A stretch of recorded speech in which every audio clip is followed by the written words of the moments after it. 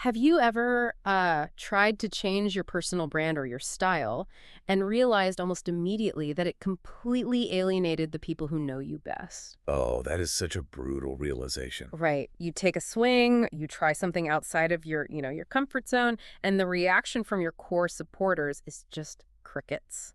Or even worse, open disappointment. Exactly. And when you find yourself in that precarious situation, you really only have two choices.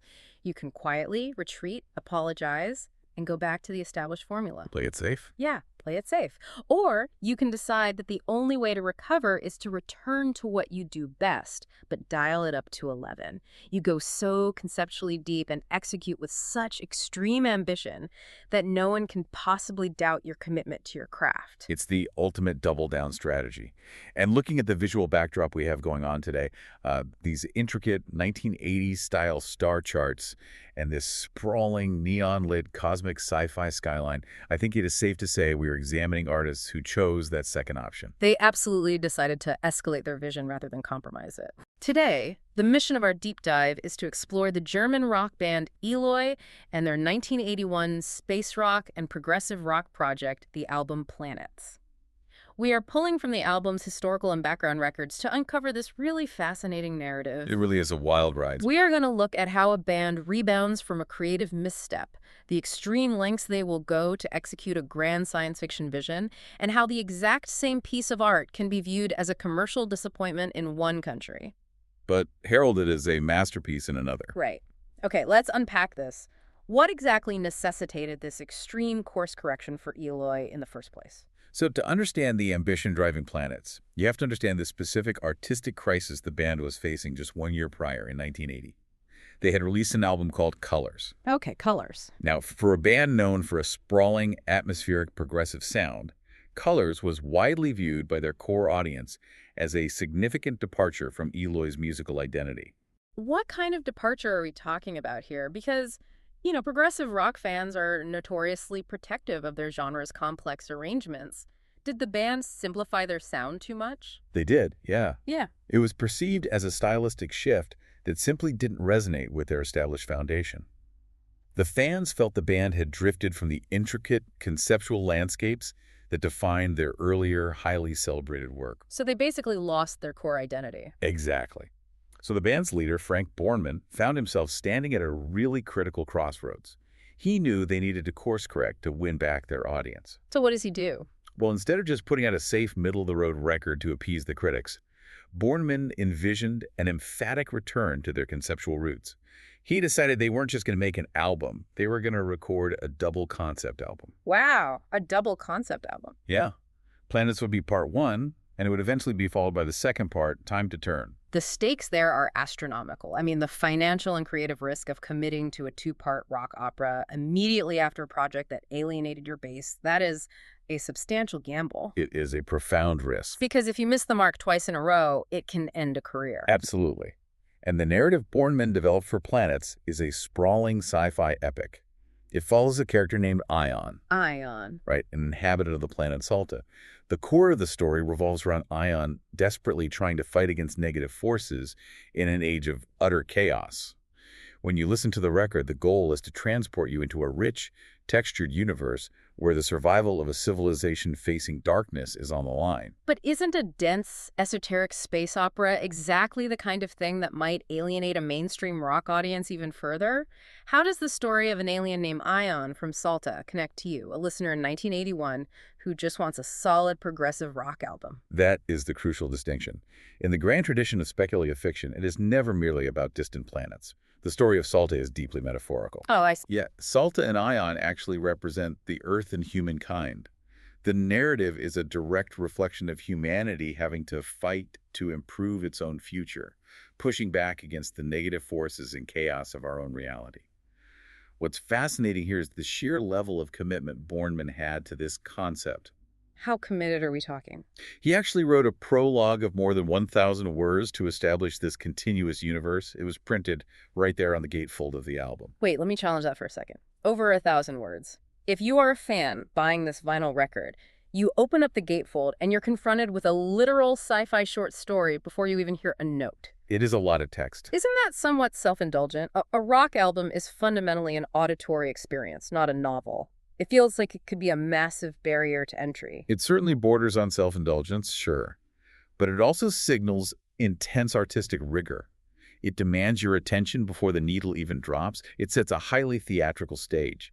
And that literary depth didn't just materialize out of thin air either. Where did it come from? Bornemann was heavily influenced by a specific piece of literature while conceptualizing this story.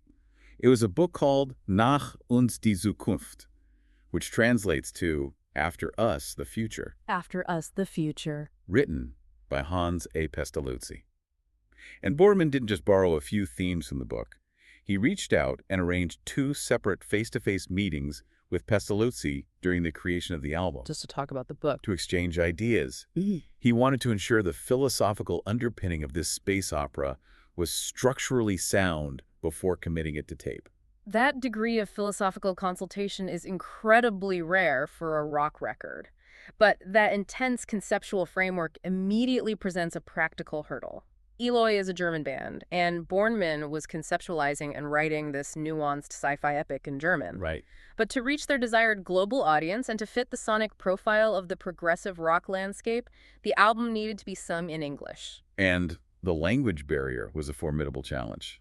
Translating progressive rock lyrics isn't a straightforward process. Because it has to actually sound good musically. Exactly. You're dealing with complex vocal melodies, specific rhythmic meters, and the inherent sibilants and vowel sounds of different languages. A direct, literal translation of a philosophical space opera would completely destroy the musicality of the lyrics. The words wouldn't fit the downbeats. They wouldn't flow at all. So they brought in Sigi Hausen. She was an American woman with a deep, sophisticated knowledge of the German language, brought in specifically to bridge this gap. So it wasn't just a matter of swapping vocabulary. She had to meticulously adapt the rhythm and poetic weight of the German text into English lyrics that a rock vocalist could actually perform without sounding clunky. Precisely. Bornemann would write the sprawling story and lyrics in German, and Hausen would work to translate and adapt those concepts. She had to ensure the metaphorical weight of Ion and the planet Salta remained intact while allowing the words to flow naturally over complex time signatures. With the lyrics adapted, they had to ensure the instrumentation was just as cohesive. And the band took a very specific approach to the composition phase. You, the listener, might relate to this if you've ever had a looming deadline and realized the only way to get everyone aligned is to just isolate yourselves together. The startup grindhouse approach. Basically. Frank Bornemann, Hannes Arcona, Klaus-Peter Matziel, Hannes Fulberth, and Jim McGillivray packed up and moved into a rented apartment together. The roommate strategy. It creates a really intense environment. You remove all outside distractions, you are living out of suitcases, and you deliberately blur the lines between your personal life and your creative work. I feel like for a lot of bands, that pressure cooker environment just leads to fractured relationships. Oh, it destroys bands all the time. But for Eloy, there was a historical precedent. They had used this exact same living arrangement back in 1974 when they were composing their album Floating. And clearly, they felt the creative synergy outweighed the psychological toll of never escaping your coworkers. They did. And the strategy paid off immensely for the composition phase of Planets. The band reported being highly satisfied. Living together allowed them to produce a substantial amount of material quickly. The quantity was there. Both the quantity and the quality. They felt the cohesiveness of the music truly met the lofty demands of the grand sci-fi concept they were building. Here's where it gets really interesting, though. Writing the music in an apartment with your bandmates is a controlled environment. Executing it in a professional recording studio where every hour costs a significant amount of money changes the dynamic entirely. The pressure is completely different. They took their texts, their concept, and their newly composed music to Horus Sound Studio in Hanover, Germany, working with engineer Jan Nemec. And that warm, collaborative roommate camaraderie completely fractured upon entering the studio. It fell apart. It really did. The tension centered entirely around their drummer, Jim McGillivray. Recording a progressive rock album, especially a 42-minute concept piece with intricate time signatures, complex dynamic shifts, and atmospheric pauses, it requires the rhythm section be operating flawlessly. Right. There is no room for error. But McGillivray arrived at Horus Sound Studio poorly prepared. Poorly prepared in what sense? Was he just forgetting parts, or was it a deeper technical issue? His actual performance behind the kit was significantly under par. He wasn't delivering the complex rhythms and precise timing that the music they had just composed demanded. In progressive rock, if the percussive foundation falters, the intricate synthesizer and guitar layers placed on top of it simply collapse. And you cannot easily patch those mistakes in an era before digital editing. You can't just copy-paste a drum loop in 1981. No, you have to play it right. The emotional stakes there must have been agonizing. You spent months building the lore, consulting authors, translating lyrics, and living together to perfect the sound. Now the tape is rolling, the studio clock is ticking, and the rhythmic heartbeat of the band is failing to execute the vision. It highlights the unforgiving reality of high-stakes creative projects. When a vision is this grand, there is no room for underperformance. McGillivray's lack of preparation left the band with a brutal choice. They had to do something. Right there, in the middle of recording the album, Jim McGillivray was expelled from Eloy. He was fired, with his drum parts left completely unfinished. Firing a core member mid-session is a drastic maneuver. It leaves the entire production in jeopardy. How did they possibly recover a 42-minute, 8-track progressive rock production without a drummer? They had to bring in a session drummer, Olaf Gustafsson, to step into the void. Gustafsson had to learn these intricate tracks on the fly, lock into the established tempo, and complete the drum recordings. Talk about pressure. His contribution was crucial to salvaging the rhythm section and keeping the project alive.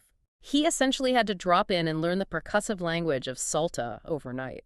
And it wasn't just the core rock instruments requiring careful management during these sessions either. No, the production of Planets was vast. They also brought in Wolfgang Deer to conduct and arrange strings for the album. Strings, too. Yes. The engineering required to weave Deer's sweeping string arrangements with the era-specific synthesizers, the soaring guitars, and Gustafsson's rescue drumming was a monumental undertaking. It sounds massive. You can hear the scale of this effort across the track list. Songs like Queen of the Night, Sphinx, and Carried by Cosmic Winds utilize these diverse elements to build a really immersive, atmospheric space rock journey. So consider the totality of this effort. They endured the critical backlash of colors, drafted a 1,000-word prologue, held philosophical consultations with an author, managed a complex German to English translation, survived the apartment composition phase, fired their drummer mid-session, integrated a session player, and orchestrated strings. It is a staggering amount of work. After all that exertion, the album finally dropped in June of 1981, featuring original artwork by Winfried Reinbacher. They poured everything into this redemption arc, and it bombed in their home country. It is a stark reminder that artistic dedication does not guarantee immediate commercial validation. It must have hurt. The German music press was highly negative towards Planets. The critics did not connect with the dense sci-fi execution or the ambitious scale of the work. Did the fans share the critics' sentiment? You would think the core audience that demanded a return to conceptual rock would have supported the effort. Whether they agreed with the critics or simply failed to connect with the material, the fans did not show up at the record stores.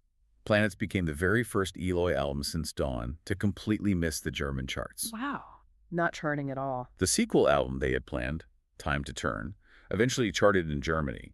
But this crucial first part of the epic, the grand reintroduction of Eloy's conceptual identity, it was completely rejected on their home turf. The psychological blow of that rejection, after taking such a calculated risk, must have been devastating.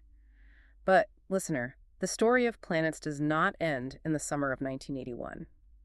A substantial twist in the narrative occurs a whole year later across the English Channel. If we connect this to the bigger picture, the trajectory of Planets becomes a fascinating case study in how audiences perceive art differently, depending on timing, geography, and presentation. So what happened in the UK? In 1982, Planets received its first release in the United Kingdom via a label called Heavy Metal Worldwide. However, the label altered the release strategy. How so? Instead of releasing the first part in isolation, they dropped Planets simultaneously with its sequel, Time to Turn. Oh, that is smart. The UK audience received the complete double album project as a singular experience. Furthermore, it was packaged with brand new, alternative artwork designed by the prominent fantasy artist Rodney Matthews. How much of a difference could a simultaneous release and a new cover make? I mean, it doesn't actually change the way the music sounds. It doesn't change the audio, but it fundamentally changes the context in which the music is consumed. Rodney Matthews brought a specific fantasy pedigree to the visual presentation, and having both albums available meant listeners could digest the entire arc of Ion and Salta without waiting. They got the full story at once. The British fans and the British music press responded enthusiastically to the complete double album project. The sweeping narrative really resonated with them. The reception was so strong that the British press actually began favorably comparing Eloy's work to Peter Gabriel. That is a significant parallel. Peter Gabriel was highly respected for his theatrical, conceptual approach to rock at that time, blending deep psychological themes with intricate instrumentation. It was a massive compliment. To draw that comparison in 1982 meant the UK press viewed Eloy not just as competent musicians, but as serious, boundary-pushing artists. Exactly. The same musical notes, the same meticulously translated lyrics, and the same dramatic studio sessions rejected in one country, yet hailed as a triumph worthy of Peter Gabriel comparisons in another, simply by shifting the context and delivering the complete vision. So what does this all mean? When we evaluate the legacy of Eloy's Planets, there are a couple of profound takeaways for you, the listener, especially if you navigate creative or professional setbacks. There's a lot to learn here. First, it demonstrates that when you make a misstep that alienates your audience, as the band felt they did with Colors, the safest route isn't always the most effective. Sometimes the path forward requires leaning heavily into your most ambitious, uncompromising visions. Write the sprawling prologue, consult the philosophers, take the calculated risk. The second takeaway revolves around the subjectivity of reception. The stark contrast between the initial German release and the subsequent UK release proves that a lack of appreciation in one specific market does not invalidate the work itself. It really doesn't. Sometimes, the art simply needs to travel.